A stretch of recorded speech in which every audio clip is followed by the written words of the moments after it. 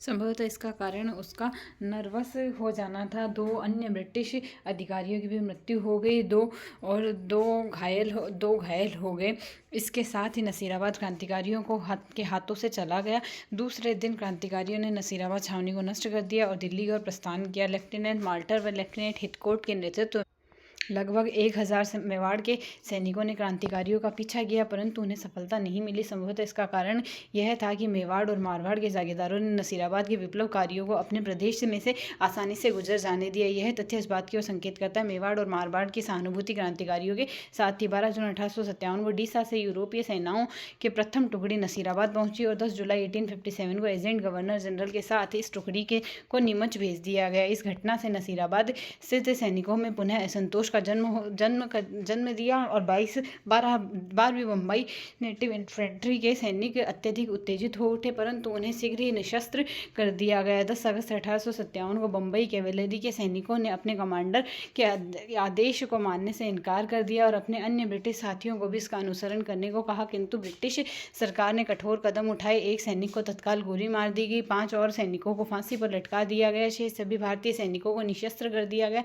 इस प्रकार नसीराबाद ने पुनः सुलगती हुई क्रांति की आग को तत्काल दबा दिया। नीमच की क्रांति का दूसरा केंद्र नीमच बना, जहां 3 जून 1857 को क्रांति फूट पड़ी। 2 जून को कर्नल एबोट ने हिंदू और मुसलमान सिपाहियों को गंगा और कुरान की शपथ दिलाई थी कि वे ब्रिटिश शासन के प्रति वफादार रहेंगे। कर्नल एबोट ने स्वयं ने भी बाइबल हाथ में लेकर शपथ ली थी, जिससे कि वह अपने अधीन सिपाहियों को पूर्ण क्रांति से प्राप्त कर सके, परंतु जब 3 जून 1857 को नसीराबाद की क्रांति का समाचार नीमच पहुंचा तो उसी दिन रात्रि में 11 बजे वहां भी विप्लव हो गया। स्थल सेना के समूची छावनी को घेर लिया और उसके आग लगा दी, यहाँ तक कि ब्रिगेडियर मेजर के बंगले में भी आग लगा दी। बंगलों पर तैनात सैनिकों ने क्रांतिकारियों पर गोली चलाने से इनकार कर दिया और कुछ समय बाद वे भी उनके साथ मिल गए। ऐसा विश्वास किया जाता है कि 2 स्त्रियां तत्काल मृत्यु को प्राप्त हुई और अनेक बच्चों को अग्नि की ज्वाला में भेंट कर दिया गया। ब्रिटिश स्त्री पुरुष बच्चों जो लगभग संख्या में 40 थे क्रांतिकारियों के द्वारा घेर लिए गए। यदि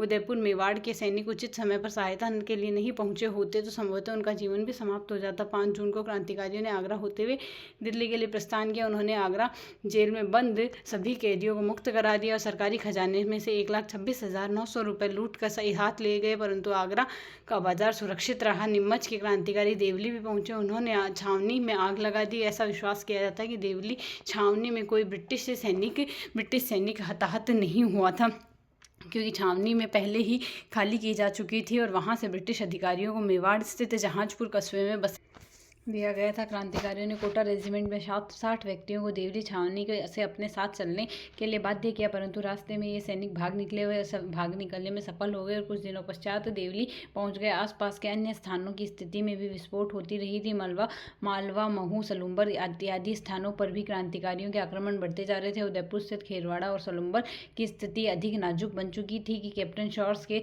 विचार से इन क्षेत्रों को आसानी रक्षा करना बहुत मुश्किल हो गया था। 12 अगस्त 1857 नीमच के द्वितीय कैवेलरी के कमांडर कर्नल जैक्सन ने इस सूचना के आधार पर भारतीय सेना में विद्रोह होने लगा व उसकी योजना समस्त यूरोपीय अधिकारियों की हत्या कर देने की है। यूरोपीय सैनिकों ने बुला भेजा और इस घटना में नीमच स्थित भारतीय सैनिकों को उत्तेजित कर दिया व परिणामतः वहां पुनः क्रांति की ज्वालाएं धधकने लगी। उत्तेजना में एक यूरोपीय सैनिक सिपाही की हत्या कर दी गई, 2 अन्य सिपाही घायल हुए। लेफ्टिनेंट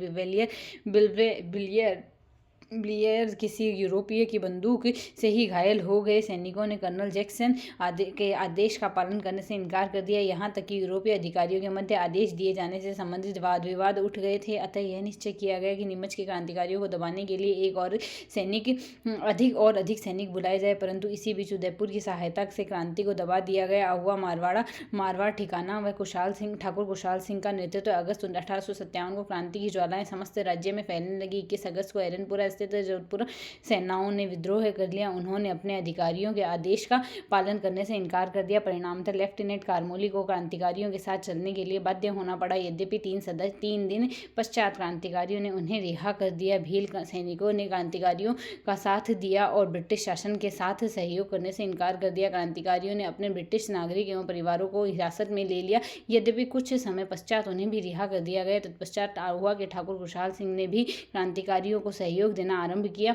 इसका मुख्य कारण था कि पिछले कुछ वर्षों से ठाकुर खुशहाल सिंह जोधपुर महाराजा के आपसी संबंध तनावपूर्ण थे और वर्तमान परिस्थितियों में ठाकुर खुशहाल सिंह ने अवसर का लाभ उठाना चाहा। 8 सितंबर 1857 को महाराणा जोधपुर की सेनाओं और क्रांतिकारियों को अहुआ ठाकुर की सशस्त्र सेनाओं के मध्य पाली के समीप बिथेड़ा व चेलावासा में संघर्ष हुआ और महाराणा जोधपुर की सेनाओं को न केवल पराजय का मुंह देखना पड़ा अपितु उनके अधिकांश अस्त्र शस्त्र क्रांतिकारियों के हाथ लगे। जोधपुर किले में किलेदार नार सिंह व महाराजा के अन्य एक विश्वासपात्र सहयोगी इस युद्ध में काम आए। यहाँ तक कि लेफ्टिनेंट हेचकोट, जिसे राजस्थान की British agent governor general Lawrence ने भेजा था, बड़ी मुश्किल से अपना बचाव कर सका। उसकी समस्त संपत्ति क्रांतिकारियों द्वारा लूट ली गई। इस गंभीर परिस्थिति को देखते हुए स्वयं जनरल लॉरेंस ने अहुआ की ओर कूच करने का निश्चय किया। उसने ब्यावर के समीप सशस्त्र बटालियन तैयार की व अहुआ की ओर चल पड़ा। 18 सितंबर को जनरल लॉरेंस के नेतृत्व में ब्रिटिश सशस्त्र सेना ने अहुआ के असफल आक्रमण किया। विप्लवकारी सैनिकों ने केवल आक्रमण को ही विफल किया अपितु उनने एक ब्रिटिश अधिकारियों का, जिसने जोधपुर स्थित ब्रिटिश पॉलिटिकल एजेंट मैकमोसन एक यूरोपीय अधिकारी भी शामिल था, मार डाला। साथ ही साथ जोधपुर सेना के अनेक सैनिक भी क्रांतिकारियों के हाथ मारे गए एवं बंदी बना लिए गए। क्रांतिकारियों ने मैकमोसन का सर धड़ से अलग करके अहुआ के किले पर लटका दिया, जो इस प्रकार से उसकी विजय का प्रतीक था। जनरल लॉरेंस को पीछे हटना पड़ा और अहुआ से लगभग 3 मील दूर एक गांव में शरण लेनी पड़ी। तदुपरांत वह अजमेर वापस आया। जनरल लॉरेंस की पराजय को ब्रिटिश सरकार ने बड़ी गंभीरता से लिया। इसका कारण यह भी था कि इस घटना का समूचे राजस्थान पर व्यापक प्रभाव पड़ गया। अतः ब्रिटिश सरकार ने आदेश दिया कि हर कीमत पर अहुआ ठाकुर को कुचल दिया जाना चाहिए। उधर दूसरी ओर क्रांतिकारियों ने रिसालदार अब्दुल अबी और अब्बास अली खां, शेख मोहम्मद बख्श व हिंदू और मुसलमान सिपाहियों के नाम पर मारवाड़ और मेवाड़ की जनता से अपील की कि वह हर संभव सहायता ठाकुर खुशहाल सिंह ने भी मेवाड़ के प्रमुख जागीरदार ठाकुर संबंध सिंह से ब्रिटेन के विरुद्ध सहायता देने का प्रस्ताव किया। ठाकुर संबंध सिंह ने मारवाड़ के अनेक प्रमुख जागीरदारों ने 4000 सैनिकों की सहायता का आश्वासन दिया। 9 अक्टूबर 1857 को आसोब के ठाकुर शिवनाथ सिंह, पुलनियावास के ठाकुर अजीत सिंह, बोगावा के ठाकुर जोध सिंह व बाता के ठाकुर प्रेम सिंह, बसवाना के ठाकुर चांद सिंह, तुलगिरी के ठाकुर जगत सिंह ने सिक्कर दिल्ली सम्राट की सहायता से लेने से दिल्ली की ओर प्रस्थान किया। ठाकुर संबंध सिंह ने उपयुक्त जागीरदारों के साथ दिया। जनवरी 1858 को ब्रिटिश सैनिकों की सहायता के लिए बम्बई की अनेक सैनिक टुकड़ी नसीराबाद पहुंची। मार्ग में सिरोही के ठाकुर के अधीन सेवा के किले को भ्रष्ट कर दिया गया।